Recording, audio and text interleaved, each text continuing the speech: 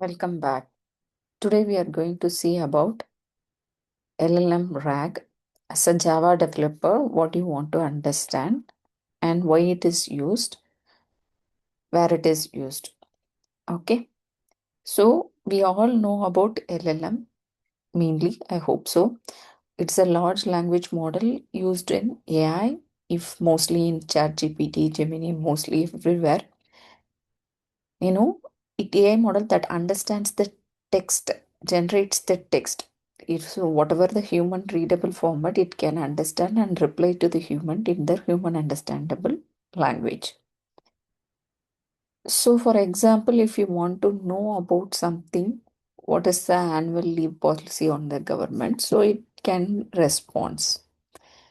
So LLM job generation, it should not be treated as, for example, it is not the complete source of truth, but the replies is based on the learning from the model it does. So LLM stands for large language model. It understands natural language and generates human-like text. It uses context, prompt, and history you provided. Whatever the history based on we provide, it learns and replies to that. It may not have the latest or organization specific information. LLM doesn't have your organization specific information because organization specific information is not available for the public access. So LLM cannot have that access to it. So always combine LLM with your own data process for accurate answers. So LLM, it learned based on the data it is available to it and create the response based on the data it holds. Okay. So now LLM doesn't understand our organization result. Now in my product, I want to give the input as my have the documentation whatever I have for my related to a product or general employee support chat window. I want to give my organization box as an input to AI. What we will do. So that comes the solution of RAG. So what is RAG? It is a retrieval augmented generation. Without RAG, if user questions, it is used the training data and prop context. The organization will not have our organizational specific or latest information. If we want to have that information with RAG user questions, the retrieval relevant information from our organization document. We will give that information to the RAG system so that RAG can get the input and share the input to the LLM so the LLM can give the answer accurate and relevant and traceable. Okay. So why RAG?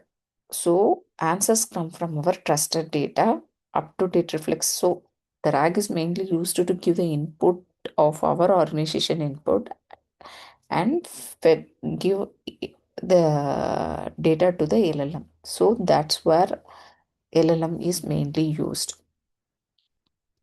So for that RAG to give the input of our document into the RAG system, RAG use two concepts internally. One is embedding model, another is vector database. So, so what RAG will do is when our document input is given as an input, it will create a embedding model as a chunk. For example, you have 10 documents, the 10 documents will be chunked and created a embedded modeling and then store it in the vector database. So whenever we prompt, first with the prompt will go and search in the vector database, and based on the vector database result, that the result will be given to the LLM. Instead of giving all 10 documents as input to LLM, here we are optimizing by using the vector search app and giving the search results to the LLM. That is the main task here. So embedding model, what it does, converts text into a numerical vectors that capture means. Okay. So the vector will be stored into, this is the vector embedding ML model. It will have something kind of a numbering and used to store and search in vector database. So embedding represents the meaning semantics of text. Similar different words with similar meaning have similar vectors. So embedding are high dimensional. Common embedding models. So OpenAI text embedding, sentence transformers. So there are several embedded models available which is can be used. Okay. So common use cases, whatever the document is there, the document will be chunked and generate a embedding model and get vector representation and store it in a vector database. So vector database store embeddings and allows similarity search by meaning, not exact keywords. So why we use vector database rather than the other non-SQL or SQL database is that the other database will give more the exact matching words or some similar some uh, greater than or based on the logical operation. But vector database will give similar and relevant words. For example, if I want to go to vacation for 10 days, is it possible? Is the prompt I am giving to my organization ChatGPT. But what is my intention as to how much leave that I have and how many leaves that I can take. So that is a main question here. So the interpret should understand behind.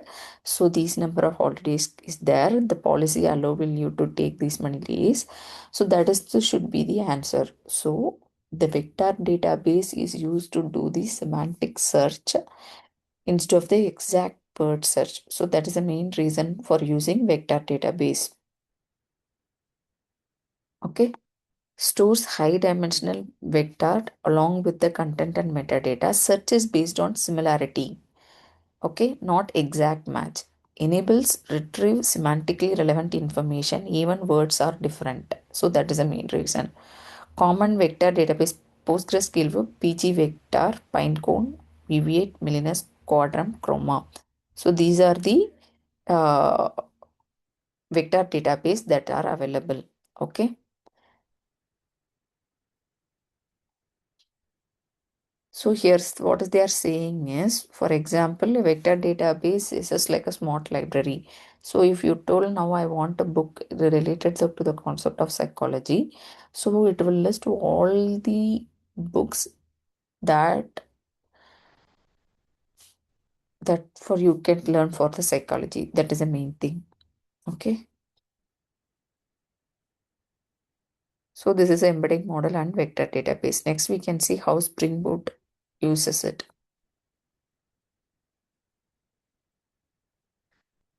So how Spring Boot uses everything. So there are two things whenever we comes to Spring Boot. First, what are the documents it needs to be ingested. So when the chat request, how it works. So these are the two flows that we need to think when it comes to the Spring Boot. So you can have a provision of having a uploading the each document whenever you need, but I here took a sample of assuming most organization will do that internally. They'll have a common repository where all the documents will be located.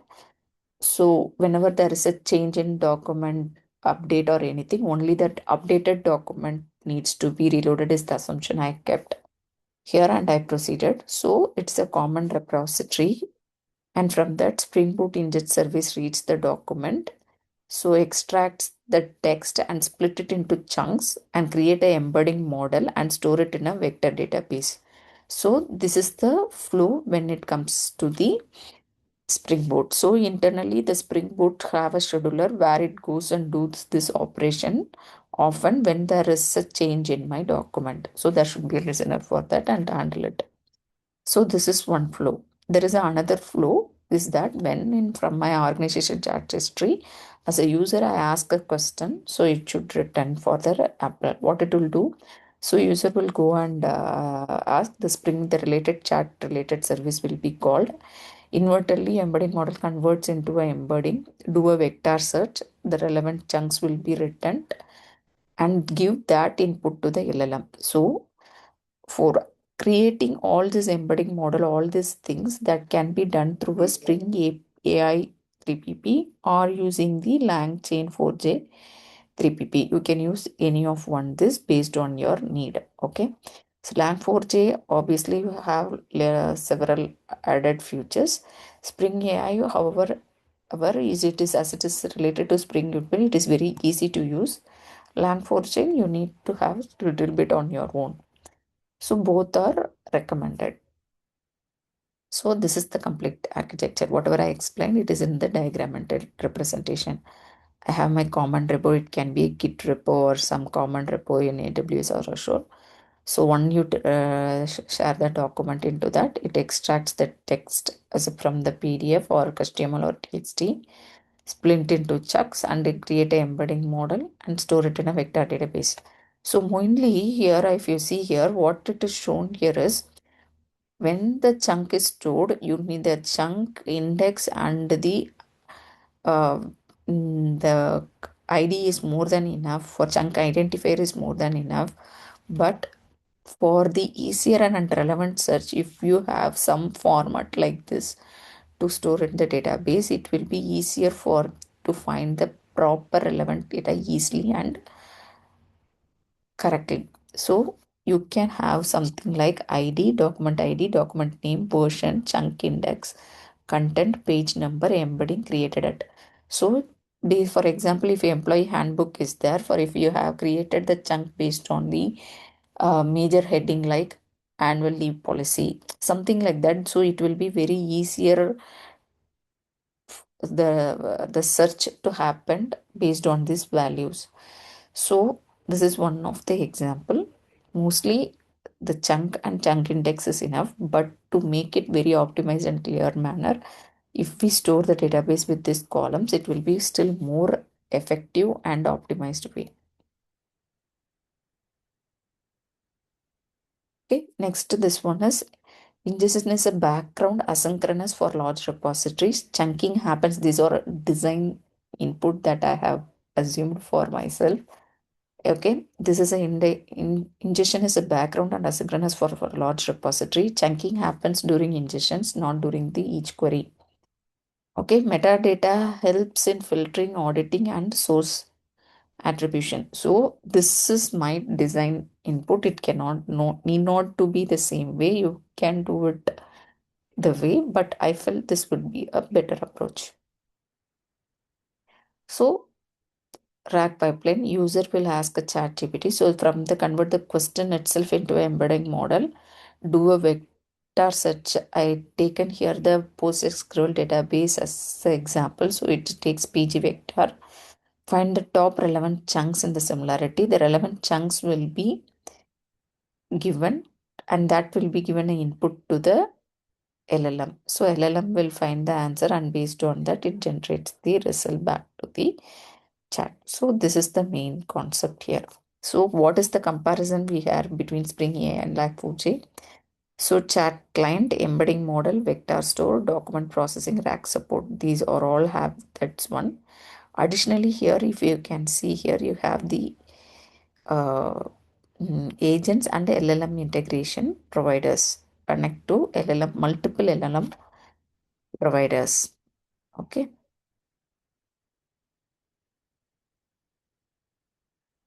So other than that, it is same here. Okay. So it is easy to integrate with Spring AI. If you need advanced chain agents and more flexibility, you can use Flop4j, as I mentioned already. So this is the concept of LLM and RAG, how it is used in Spring Boot. So if you have any question in this concept, please give me in the comment that I can explain you. Thank you. Bye bye. We can see you in next sessions.